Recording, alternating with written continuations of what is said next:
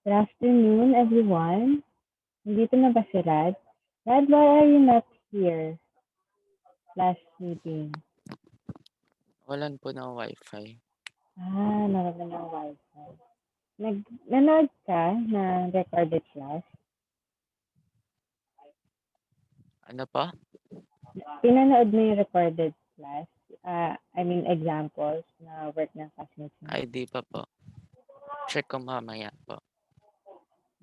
Kasi wala na tayong time mag-check. May quiz tayo today, kaya i-reteach ko siya.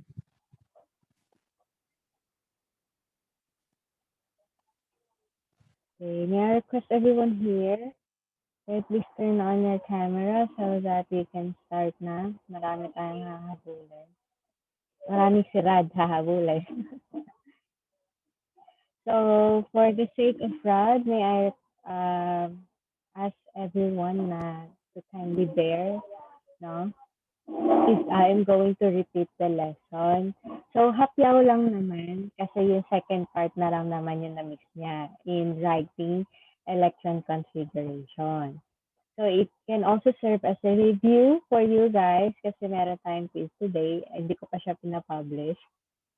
And this lesson of electron configuration is a prior lesson before our topic for today.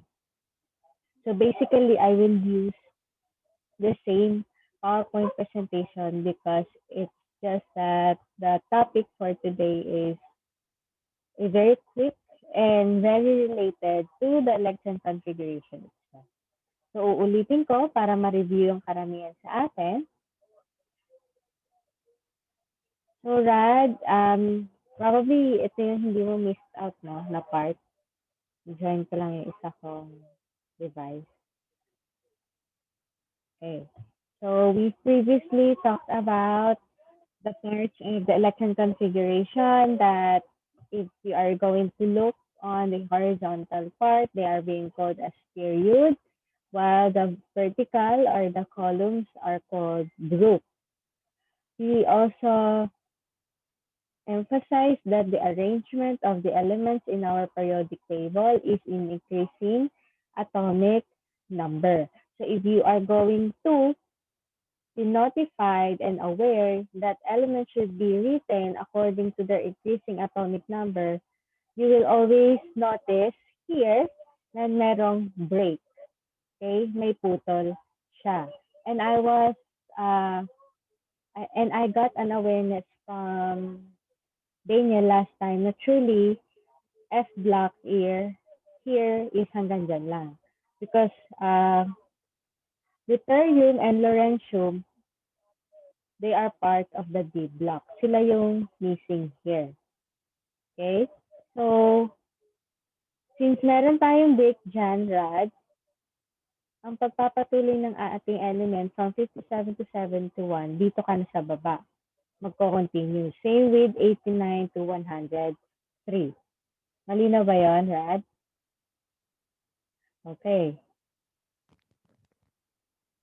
So why do we need to be aware na mayroong break? Kasi if we are going to write the electron configuration, maaari tayong magkamali sa order ng blocks na isusulat natin if hindi tayo magiging aware sa atomic number. So, binalikan lang natin yung concept that electrons, they are negatively charged and being located outside the nucleus. So, what is the purpose of electron configuration? It will help us see how electrons are arranged in atomic orbitals for a specific element. We have the four types of subshells that will also serve as our blocks here. So, pag S subshell, isang orbital lang, dalawang electrons ang kaya niyang i-hold. P subshells has 3 orbitals that can hold up to 6 electrons, and D subshells, 5 orbitals, 10 electrons, F subshells, 7 orbitals, 4 electrons.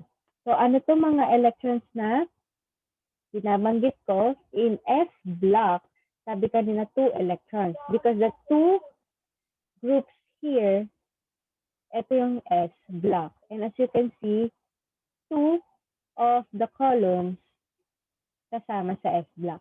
Kasi S block can hold up to 2 electrons. P block here has 1, 2, 3, 4, 5, 6 because P block can hold up to 6 electrons. D block has 10,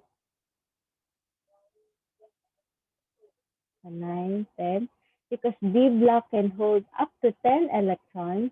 And then F block has 14 because F block can hold up to 14 electrons. So nakita mo ba, Rad, kung paano siya naging 2, 6, 10, and 14? Okay, great. So we have a specific order that we need to follow whenever we are writing electron configuration, whether it is a full, expanded, o kaya abbreviated or the condensed one, yung shortened. So meron tayong example sa S block. Beryllium, it is located on the S block kasi ito siya, the BE. Nakita mo ba, Rad? Okay? So why is it 1s2, 2s2? Kasi let us begin from the hydrogen all the way going to the beryllium. So, since hydrogen is in the S block, 1s1, tapos helium is also part of the S block. Kaya siya 1s2.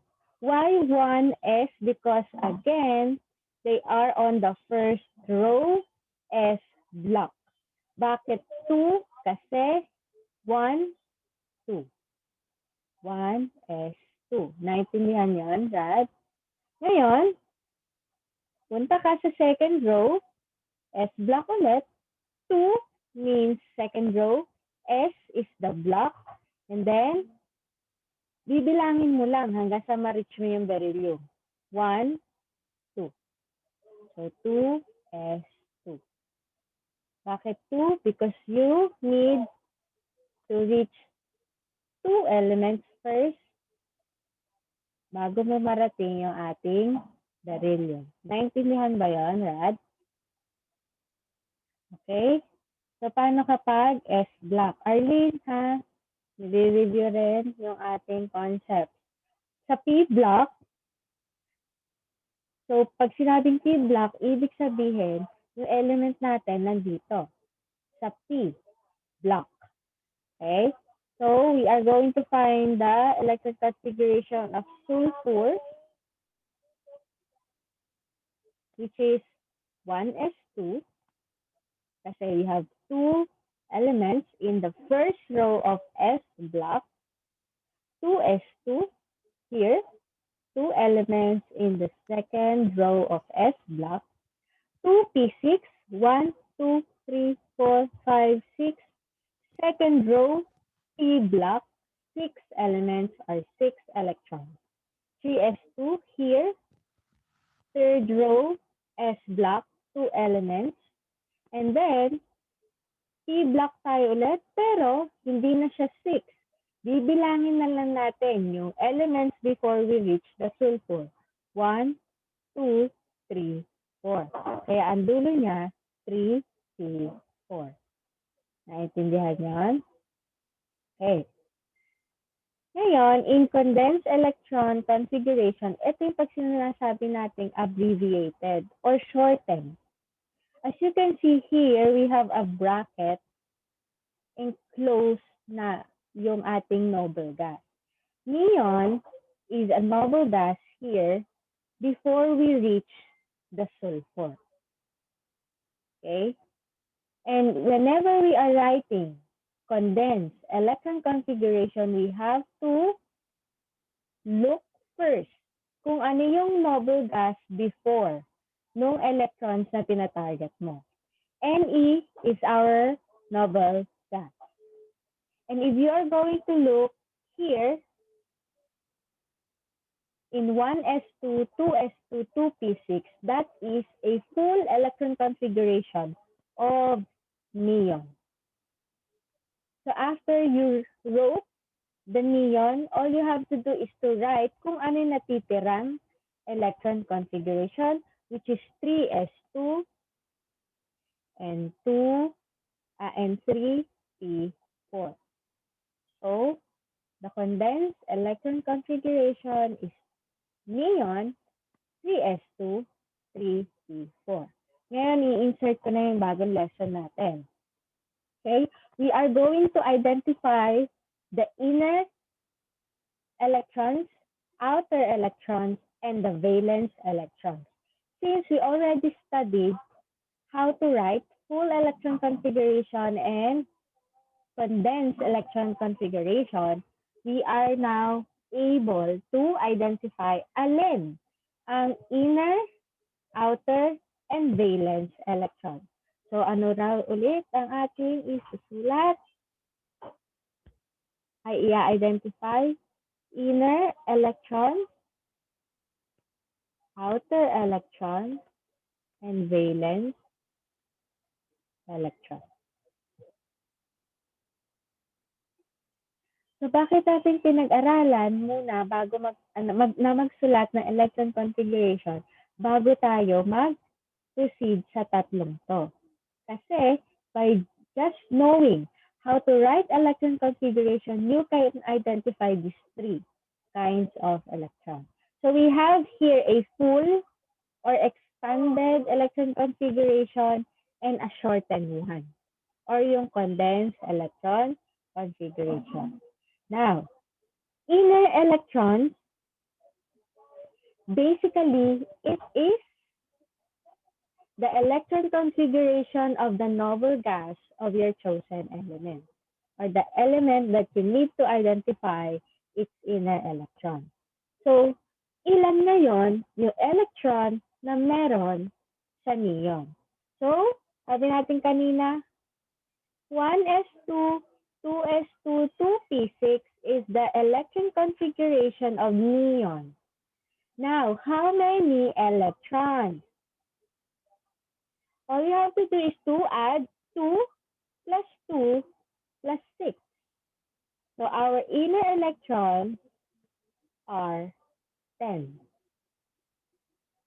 Ngayon, kung titingnan ninyo, if we are going to count 1, 2, 3, 4, 5, 6, 7, 8, 9, the atomic number of neon is 10.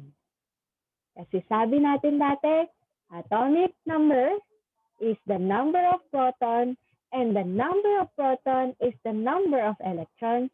Kaya, it makes sense that the number of electrons is the atomic number. Nagets po ba yan? Question? Masyado ba tayo mabilis? Hindi naman. Okay. So, yun ang inner electrons ng ating sulfur. So, ngayon, ano naman ang outer electrons ng ating sulfur? Kapag tayo ay nag-identify ng outer electron, pwede rin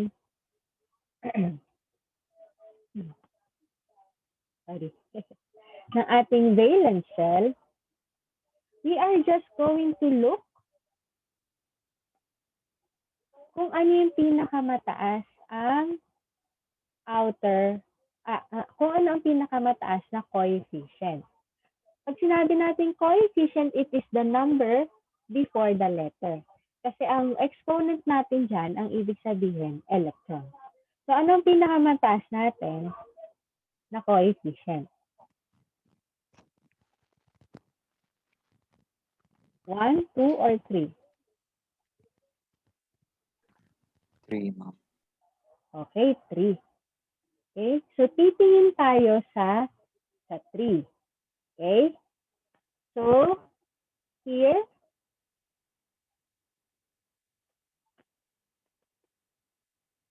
our outer electrons is in the third coefficient kasi siya ang pinaka-mataas. Okay? Ngayon, if we are going to add the electrons in s orbital and p orbital, 2 plus 4, 6. Tama? Now, kung mapapansin ninyo, 3s2 and 3p4, siya ang natira sa condensed electron configuration. Kasi, whenever we are determining the outer electrons, kasi somehow parehas siya with what we call the valence electrons, kasi in the outer shell, titingin kayo sa kung ano yung natira na electron configuration sa condensed electron configuration. So, regardless of NE, 3s2, 3p4, 2 plus 4, we have 6. Okay? And if we are going to identify the placement of sulfur in the family of periodic table of the elements, it is located on the 6th group. Burahin ko lang. 1, 2, 3, 4, 5, 6. Nasaan ang sulfur? Ito siya. Since nandun siya sa 6th family or 6th group in A group, meaning meron siyang 6 outer electrons or 6 valence electrons. Okay? So, why do we need to identify valence electrons? Kasi it is very important whenever we are going to write Lewis dot structure. Kasi only the electrons in the outermost shell yung ating isusulat. Hindi yung buong number of electrons ng isang element. So proceed tayo sa second example on the D block. Here, Rad, meron tayong rule na kailangan tandaan. Whenever you are about to reach the D block, you should always subtract 1. Okay? It is always less than 1 than the row it is in. Supposedly, 1, 2, 3, 4, yung row na ito or yung period na yan, nasa pang-apat. Pero dahil D block yan, imbis na 4D, ang ilalagay natin 3D. So 3D, 4D, 5D, 6D. Laging minus 1. Pero dito sa S block and P block, normal numbering. 1, 2, 3, 4, 5, 6, 7. Here, in our example, we are going to identify the electron configuration of iron. Iron is in the inner transition metals or in the D block. Okay? So, ang kaibahan lang, after we write this full electron configuration, argon now became its noble gas. So, ibig sabihin, the inner electrons of our iron is 18. Kasi 2 plus 2, 4, plus 6, 10, plus 2, 12, plus 6, 18. And if you are going to notice, argon has atomic number 18. Tama po?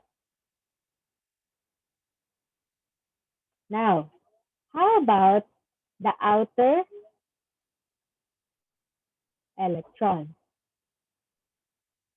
The outer electron, again, should come from the highest coefficient. So, ang pinakamataas natin dito is 4. So, 4s2, meaning the outer electrons are 2. And our valence electron is 2 plus 6, 8. Kasi, again, we just have to look kung ano yung natira sa ating condensed electron. And if we are going to check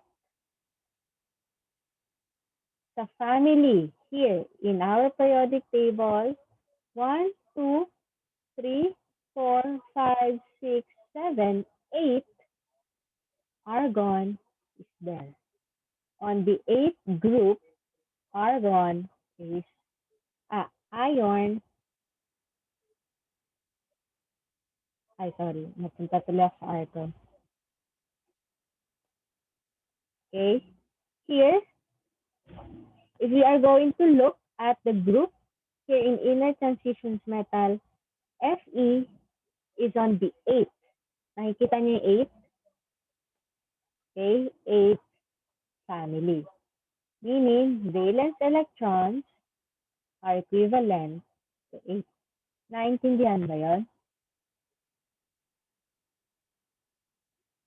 Medyo magulo ba? Hindi naman? Okay. So, for the last Ma'am, example, question po, ma'am. sige. Where do we get the 8 po, ma'am? Where did you get the 8? Sabi natin kanina, whenever we are writing the valence electron, we just have to look at the left, no? Kung ano yung remaining electron configuration from the shortened one. So, 2 plus 6, 8. Okay? So, counting from here, 3, 4, 5, 6, 7, 8, iron is there. Okay? Kaya kailangan, we also have to know how to observe periods and columns. Periods and groups. Rad, nakukuha ba kung paano magsulat ng electron configuration? Sige, hindi kita pipiliting mag-quiz ngayon. While they are taking the quiz, I want you to watch yung pinost ko yung sample na sheet work nila. Okay? So, last tayo, F block, right? So, sabi natin kanina, sa B block, laging -1. Pag sa F block naman, laging -2. So, supposedly, ito ay 6 row or 6 period. And yung isa, 7 period. Pero dahil -2 yan, magiging 4 and magiging 5. Okay? So, kapag na-reach mo yan, Rad, you have to write 4 from this break. Tapos, pag nandito ka sa break na to, 5. So, mamaya, pag pinanood mo si Daniel, na i-explain yung kanya example, you will notice where F4 and 5F, F4, 4F and 5F came from. So, here, we are looking for the electron configuration of plutonium. Plutonium is in the F block. Nasaan ba ako? Makita. Okay, ito siya. 94 ang ating atomic number, kaya medyo mahaba.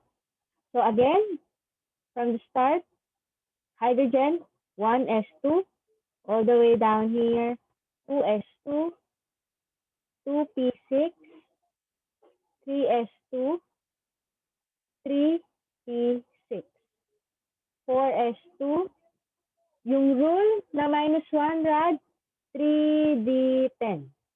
Balik ulit sa 4, 4p6, 5s2, -1, 4d10. Balik ulit sa 5, 5p6, 6s2. Oops, meron tayong break. Bababa tayo sa F block.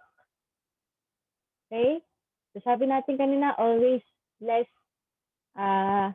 than 2. Okay? So in this na, 6 minus 4. Kaya 4F14. Balik tayo dito sa D block. So 5D10, 6P6, 7s2. May break ulit. Okay? But instead of 7, it will become 5. Kaya 1, 2, 3, 4, 5, 6, 5s6. Nasundan ba yun, Rad? Okay. So that is the full electron configuration. But how about the condensed one or the shortened? So dito, ang noble gas before our plutonium is the radon. Nasaan yun? Ito siya. Atomic number 86. Rn, enclose it with a bracket. And then, the remaining electron configuration should be written, which is 7s2. Baba ka dito. 1, 2, 3, 4, 5, 6. 7s2, 5s6.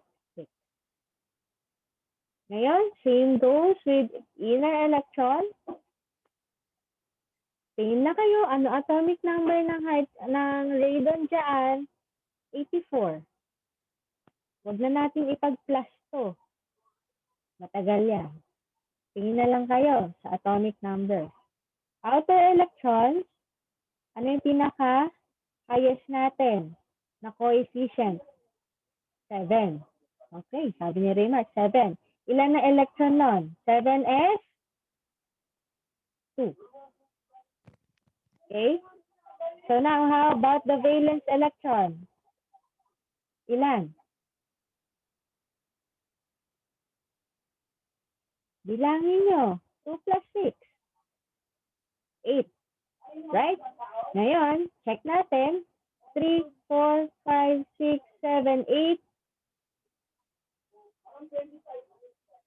Okay? 8 pa rin to. Nandoon yung ating plutonium. Okay, tama. Hindi lang siya align dito sa drawing.